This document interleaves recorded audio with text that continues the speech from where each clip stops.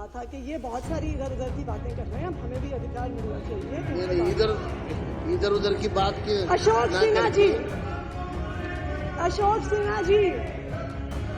सिन्हा जी जिन्होंने आयुष्मान भारत की CAG report लिखी, अभी मारवा जी ने थोड़ी देर पहले, सुन लीजिए, हमने भी आपकी बात सुनी, सुन बहुत सारी लीजिए। चीजें बाकी हैं। अरे सुनिए, आप मुझे पता है आप तो नहीं सुन रहे हैं। अरे आप चाह अरे जाइए, आपको हमारा जवाब तो चाहिए। कर्नल जी आप बैठिए। दीपक जी, तो ये अभी मारवा जी कह रहे थे कि वो मुख्यमंत्री जी को बधाई देना चाहते हैं कि उन्होंने पहली कैबिनेट में आयुष्मान भारत को दिल्ली में लाने की योजना पास करी, कि जो कमियां आम आदमी पार्टी की सरकार ने स्वास्थ्य मॉडल में करी थी वो आयुष्मान भारत पूरा करें। बिल्कुल सही बात है, आयुष्मान भारत सिर्फ एक योजना नहीं है, चमत्कारिक योजना है। बिल्कुल, मैं बताती हूँ, ऐसी चमत्कारिक योजना है, ऐसी चमत्कार, बिल्कुल दीपक जी सुनिए, ऐसी चमत्कारिक योजना है। बैठिए।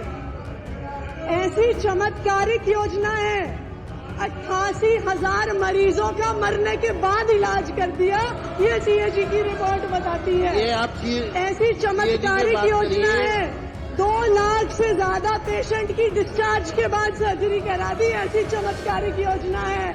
ऐसी चमत्कारिक योजना है कि 21,000 लोगों का इलाज अलग अलग अस्पताल में करा दिया। चर्चा नहीं कर रहा, ये ठीक नहीं है। अब आप लोग आपको मैं फिर कहना चाहूंगा, सीएजी पर बात करिए। 3 दिन से, सीएजी पर बात करिए। 4थे दिन से 2 सीएजी, 2 अध्यक्ष महोदय, 2 सीएजी रिपोर्ट पे चर्चा हुई है, 2 सीएजी रिपोर्ट पे चर्चा हुई है। मैंने जब, और जो अध्यक्ष महोदय, पढ़ लीजिए दीपक जी, सीएजी की रिपोर्ट पढ़ लीजिए, अभी बहुत आस्था दी है। जो तथ्य आतिशी जी ने रखे हैं वो तथ्य, अभी आप हमसे कह रहे थे गुमराह, सदन को गुमराह करने वाले हैं। ये सारे तथ्य भाजपा वाले को आपने यहाँ रखा है, इनका कोई ऑथेंटिक वो नहीं है, वाले कह रहे तो थे ये राजनीति से प्रेरित आपके वक्तव्य का हिस्सा है। अध्यक्ष जी, पंजाब में से पैसा लेते हैं, मेरा ये अनुरोध है, पंजाब में पैसा लेते जो हैं, तथ्य गुमराह करने वाले हैं पैसा लेते वो सदन की कार्रवाई से हटाया जाए। अध्यक्ष जी, पंजाब में पैसा लेते इस नाम से, ये आयुष्मान भारत का पैसा पंजाब में लेते हैं, वहाँ जाके उन्हें हॉस्पिटलों में देख के आते हैं, और यहाँ के कहते बुरा। जी बैठ जाइए, आप बैठिए। सिरसा जी, 2 सीएजी रिपोर्ट अभी टेबल हुई, सीएजी से संबंधित बात रिपोर्ट के समय तो हम बाहर थे, और अध्यक्ष महोदय इनको शांत करा दीजिए। अध्यक्ष महोदय, 2 सीएजी की रिपोर्ट इस हाउस में प्रस्तुत हुई, 2 सीएजी की रिपोर्ट इस हाउस में प्रस्तुत हुई। जब पहले दिन, अरे कर्नल जी, दुनिया में बहुत सीएजी की रिपोर्ट है, एक कपिल पर्ची पकड़ा दीजिए इनको, एक पर्ची पकड़ा दीजिए इनको इस मुद्दे पर। अध्यक्ष महोदय, 2 सीएजी की रिपोर्ट इस हाउस में प्रस्तुत हुई। बैठ जाइए।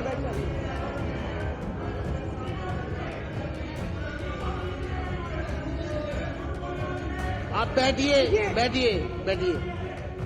आतिशी जी, मैं आपको रिक्वेस्ट करूंगा, आप सदन को गुमराह करने वाला स्टेटमेंट ना दें। नहीं, मैंने ये क्योंकि आपके तथ्य निराधार है।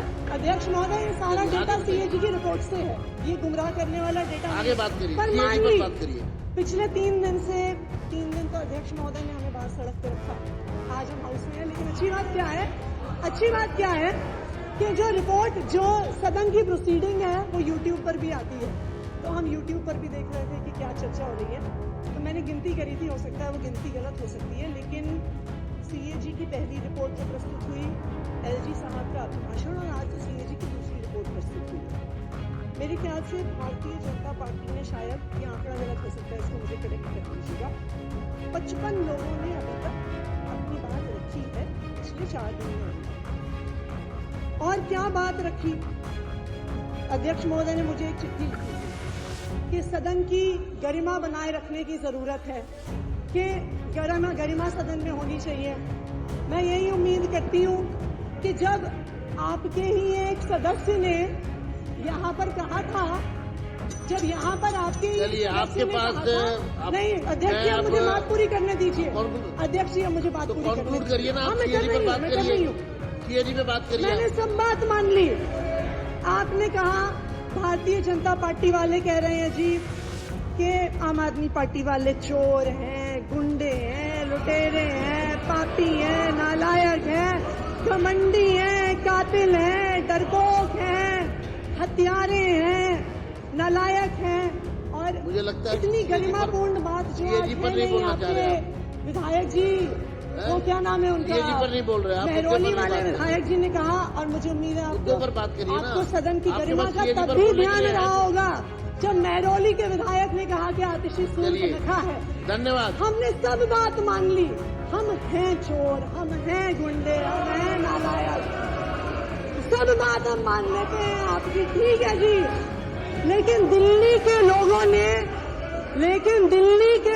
ने आपको चुन के भेजा काम करने के लिए, गाली देने के लिए नहीं। दिल्ली के लोगों ने आपको चुन के भेजा कि आप उनको काम करके दिखाइए। मेरा आपसे लेकिन अनुरोध है, 4 सीएजी पर दिन बात से करिए। इस सदन सीएजी में पर बोलने काम के हो लिए रहा आपके है। पास कुछ नहीं आम है। आदमी पार्टी को अब गाली मैं दो, आमंत्रित करूंगा अरविंद दिल्ली केजरीवाल को मुख्यमंत्री गाली दो, आतिशी को सुश्री गाली दो। रेखा मेरा गुप्ता जी को रेखा गुप्ता जी वो से इसको अनुरोध है, conclude करें, रेखा चर्चा को। गुप्ता जी से मेरा एक धन्यवाद। अनुरोध है। भाई जितनी मर्जी स्लिप वहाँ से भी भेज सकते हो आप। कमियां आम आदमी पार्टी की रही हो, जो कि कितनी भी कमियां रही हो, परंतु एक अच्छी बात आम आदमी पार्टी के नेताओं में ये जरूर है कि आखिरी में गलती मान लेते हैं। एक बार जोरदार तालियां। आज स्वयं आतिशी बहन ने कहा कि हम बाकी सारी चीजें जो उन्होंने एक्सेप्ट करी, आप सबने जो कही बहुत बढ़िया बात है।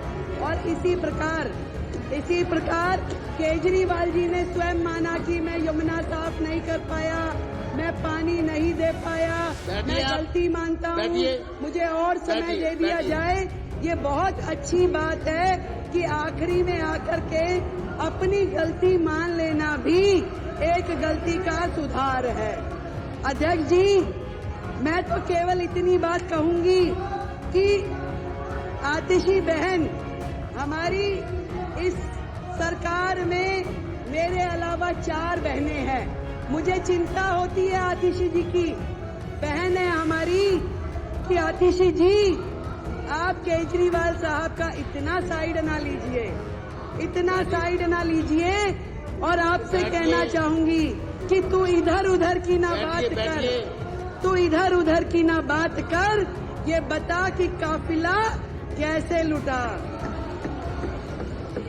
और आज केजरीवाल जी आपको यहाँ फंसा के न जाने कौन से बिल में घुस गए हैं। जब वो स्वाति मालीवाल को अपने घर में बुला करके उसके साथ दुर्व्यवहार कर सकते हैं, तो आतिशी जी आप भी कोई दूर नहीं है। कल को आपके लिए भी कोई दुर्घटना ना हो, इस बात की मुझे चिंता है। जब स्वाति मालीवाल के साथ कुछ हो सकता है, उसको घर में बुला के राज्यसभा सांसद को, आतिशी जी आप हमारी बहन है, मुझे चिंता है आपकी, आपको ध्यान रखना चाहिए। बैठिए, मुझे कार्रवाई, मैं चेतावनी देता हूँ विपक्ष को। अध्यक्ष जी, सीएजी की चर्चा पर, अध्यक्ष जी, सीएजी की रिपोर्ट पर अब मेरी बारी में ये लोग ऐसे बोलेंगे। और मुख्यमंत्री जी सभ्यता को रखनी इसका चाहिए। रिप्लाई करने दीजिए। थोड़ी सभ्यता रखें, आप साथी हो हमारे, थोड़ी सभ्यता रखें। बात ये भी नहीं है कि अस्पताल में हेल्थ विभाग के द्वारा जो बजट दिया गया वो उपयोग हुआ कि नहीं। बात ये भी नहीं है कि कितने बेडों की जरूरत थी और कितने मिले। बात ये भी नहीं है कि दवाइयाँ जो चाहिए थी जनता को वो दी नहीं गई। बात ये है कि जो दिल्ली के लाखों लोग इनके अस्पतालों की वजह से धक्के खाते खाते दुखी हुए, उसके जिम्मेवार ये आम आदमी पार्टी बैठो। के लोग हैं। आप सीएजी से मत भागिए, बैठिए। आएंगे आएंगे आएंगे आएंगे, चिंता मत कीजिए, बिल्कुल बैठिए, आएंगे। बैठिए। अभी आप सुनने का मादा रखिए। अभी ये देखिए, ये लोग क्या करते हैं जब इन्हें पता है कि अब इनकी और उंगली है। आपकी मैडम का उसमें नाम है क्या? आपकी मैडम का नाम है क्या? मार्शल जनरल सिंह जी को बाहर ले जाए। चलो, चलो।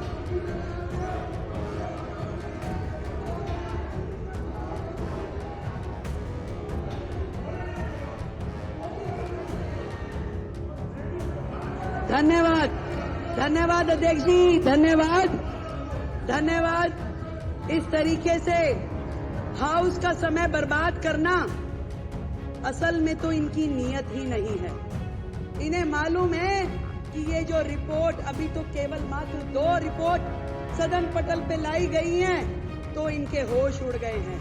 पूरे के पूरे अखबार, पूरा मीडिया, पूरे चैनल रोजाना सुबह से शाम तक इनके काले चिट्ठे खोलते हैं और ये सोच रहे हैं कि बाकी की 12 आ जाएगी तो इनका क्या हाल होगा, क्योंकि ये पूरी तरीके से सर तक भ्रष्टाचार में डूबे हुए हैं। केवल ध्यान डाइवर्ट करने के लिए अलग अलग प्रकार के मुद्दे लेकर के आते हैं। मैं आपको अध्यक्ष जी बताना चाह रही थी कि सिर्फ ये विषय नहीं है कि जो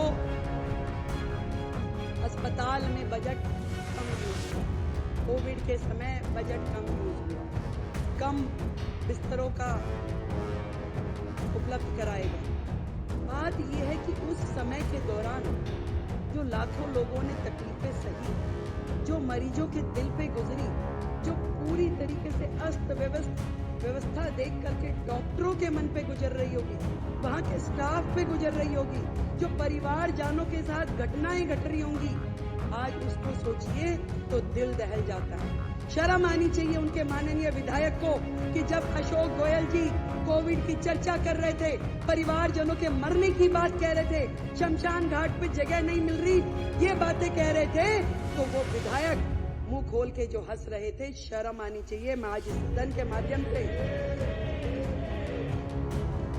ये पूरा का पूरा दिल्ली सरकार का स्वास्थ्य विभाग और दिल्ली सरकार के अस्पताल स्वयं बीमार है, खुद ही बीमार है, इसको इलाज की जरूरत है। पहले एक एक उनका डिपार्टमेंट, एक एक चीज, डॉक्टर बेबस, पूरी व्यवस्था बेबस है। आपदा के पिछले ये 10 साल स्वास्थ्य के नाम पे केवल भ्रष्टाचार हुआ है अध्यक्ष जी, केवल भ्रष्टाचार। केवल वो मुद्दे नहीं है जो इस सीएजी की रिपोर्ट में है। बात यही खत्म हो जाती तो और बात थी, बात तो अभी शुरू हुई है, अभी तो इनके काले कारनामे खुलने शुरू हुए हैं। आज जब मैं अधिकारियों के साथ बैठी और मैंने उनसे पूछा कि बताइए भाई क्या है, तो मुझे ये समझ में आई कि मरीजों को नकली दवाइयां और नकली मरीजों को असली पेमेंट की गई, उनके नाम पे असली पेमेंट की गई। और मोहल्ला क्लिनिक की तो जो हालत है, मोहल्ला क्लिनिक की तो ये हालत थी जहां मरीज भी नकली, जहां पे टेस्ट भी नकली, जहां दवाइयां भी नकली, परंतु एक चीज असली रही, पेमेंट असली। पेमेंट असली हुई है, बाकी सब कुछ नकली। कितने मरीज आते हैं, अस्पताल बंद में भी पेमेंट हो जाती है, करोड़ों रुपए की मोहल्ला क्लिनिक के नाम पे पेमेंट हुई, परंतु उसकी कहीं से कहीं तक कोई भी अकाउंटेबिलिटी नहीं है। सफाई के नाम पे घोटाला, दवाई के नाम पे घोटाला, टेस्ट के नाम पे घोटाला, इलाज के नाम पे घोटाला, बेड के नाम पे घोटाला, भर्ती के नाम पे घोटाला। घोटालों की सरकार केजरीवाल। ना डॉक्टर, ना नर्स, ना पैरामेडिकल हमारा स्टाफ। कितनी कमियां हैं वो मेरे बाकी के साथियों ने बताई। फिर भी मैं आपको ये बताना चाहूंगी कि जो नर्सिंग स्टाफ है, जो सेंशन है, वो 7,977 में से केवल 5,791 हैं। 2,186 नर्सिंग स्टाफ की सीट आज भी वेकेंट है। आप मानिए कि अस्पताल में यदि 2,000 नर्सों की कमी है तो उन अस्पतालों की क्या स्थिति चल रही होगी। आज भी ड्यूटी मेडिकल ऑफिसर 234 सीटें खाली आज भी है। वो कैसे चल रही है, कहाँ पे उनकी ओपीडी हो रही है। जितना भी स्टाफ है, एक एक विभाग, यहाँ तक कि पैरामेडिकल जो पोस्ट है उसमें भी 2796 पोस्ट आज भी खाली पड़ी हैं। किस तरीके से ये अस्पताल चलाए जा रहे हैं अध्यक्ष जी, मैं ये जानना चाहती हूँ। घोटालों की सरकार ने 10-10 हजार रुपए में जो कॉन्सेंट्रेटर मशीन थी उसको लाखों रुपए में खरीदा। 10 रुपए का वो N95 वाला मास्क जो था वो 150 रुपए में खरीदा। और शर्म की बात ये है, खरीदा तो खरीदा, उपयोग हो जाता तो दर्द नहीं होता। दर्द इस बात है आज भी हमारे अस्पतालों में पूरे के पूरे गोदाम कमरे भरे पड़े हैं उन सामानों से जो जनता की गाड़ी खून पसीने की कमाई से किया गया है। आज भी पीपी किट, मास्क, कॉन्सेंट्रेटर मशीनें, सिलेंडर अस्पतालों में भरे पड़े हैं जिनका कोई उपयोग नहीं हो रहा। ना तो वो जनता के काम आ पाए, ना मरीजों के काम आ पाए। खरीद कर ली गई, लाखों रुपए का, करोड़ों रुपए का घोटाला हो गया। आज भी वो अस्पतालों के गोदामों में पड़े हुए हैं। कितने शर्म की बात है। एक एक अस्पताल का गोदाम जाके खोल के देखिए, वहां पे क्या क्या पड़ा हुआ है। मिट्टी हो रहा है, परंतु इनके कान पे जू नहीं रेंगती। कितनी बुरी स्थिति है। कितनी सारी बीपी मशीनें खरीदी गई, पेमेंट हो गई, परंतु कहाँ गई, कौन इस्तेमाल कर रहा है, कोई अकाउंटेबिलिटी नहीं। कहाँ पे हो रहा है ये सब। ICU, CCU, operation theatre, MRI, सारी की सारी मशीनें, कोई रेट फिक्स नहीं, कोई दर नहीं, कहाँ किस तरीके से खरीद हो रही है, कोई पूछने वाला नहीं था। मैं आपको बताना चाहती हूँ, एक्ट क्लिनिकल एस्टेब्लिशमेंट एक्ट 2010 जो कि कोर्ट के आदेशानुसार लागू कर दिया जाना चाहिए, वो एक्ट जिसके माध्यम से पूरा का पूरा हमारे क्लिनिक, हॉस्पिटल, लैब और जितने भी टेस्टिंग सेंटर्स हैं उनको रजिस्टर किया जाता है और मॉनिटर किया जाता है। आपको ये जान करके माननीय सदस्यों ये हैरानी होगी कि आज भी दिल्ली जो है देश की राजधानी, घिसे पिटे 1993 के Delhi nursing home registration act के माध्यम से चल रहा है, ना कि 2010 में बने हुए क्लिनिकल एस्टेब्लिशमेंट एक्ट के हिसाब से।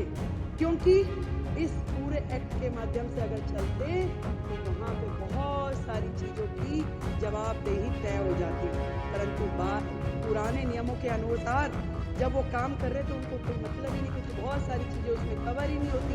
जो मर्जी करें, कोई पूछने वाला नहीं है। जबकि माननीय हाई कोर्ट ने मई 2022 के में ये निर्देश दिया कि भाई आपको केवल CEA एक्ट के अनुसार काम करना है, परंतु इस सरकार ने उस एक्ट को लागू ही नहीं किया। उनके हेल्थ मिनिस्टर ने उसे लागू ही नहीं किया। पर आज इस सदन के माध्यम से मैं बताना चाहती हूँ कि हम अगले हाउस में सबसे पहले इस एक्ट को, जो क्लिनिकल एस्टेब्लिशमेंट एक्ट 2010 है, इसको लेके आएंगे और सारे आगे के निर्णय उसी एक्ट के माध्यम से लिए जाएंगे। प्रभातखबर.com, विश्वास वही, रफ्तार नहीं।